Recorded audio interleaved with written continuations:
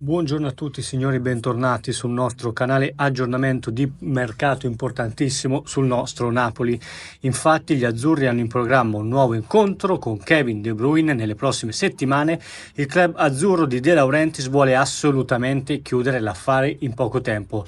Prima di continuare a scoprire tutti gli ultimi aggiornamenti sull'affare clamoroso di quest'estate che riguarda appunto il Napoli e De Bruyne, vi ricordo di iscrivervi sul nostro canale e di attivare la campanella delle notifiche. Allora signori, come sapete il Napoli è concentrato sull'attuale finale di campionato, ma allo stesso tempo sta iniziando a lavorare in vista della prossima stagione. Uno dei giocatori chiave di questo calciomercato che ha messo poi nel mirino appunto il Napoli è senza dubbio Kevin De Bruyne, campione del Manchester City che a giugno si svincola a parametro zero.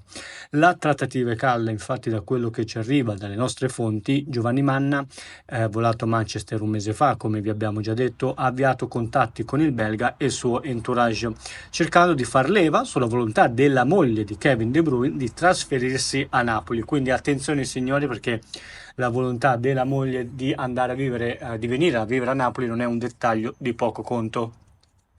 La nostra società ad oggi, signori, è pronta ad offrire fino a 7 milioni netti. De Bruyne attualmente vi ricordiamo che ne guadagna 13,5, quindi praticamente quasi il doppio, ed è disposto a scendere fino a 10 milioni, ma non oltre.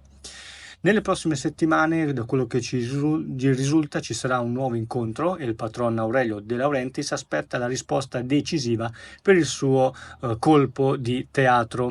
Per la squadra azzurra si tratterebbe indubbiamente di un enorme colpo di mercato, un giocatore che potrebbe far compiere un importante salto di qualità alla compagine partenopea guidata da Antonio Conte, finito nel frattempo nel mirino della Juventus, con un Giuntoli che sta veramente provando ogni cosa per strapparlo al nostro Napoli, ma che da quello che ci risulta con un mercato da circa 150-200 milioni di euro e la possibilità di partecipare alla Champions League, probabilmente questa cosa farà sì che Antonio Conte rispetti comunque il suo contratto in essere. Quindi signori, teniamo gli occhi aperti su Napoli e Kevin De Bruyne, trattativa assolutamente dell'estate. E niente signori, buon weekend, ditemi cosa ne pensate come sempre nei commenti. Grazie per essere stati con noi.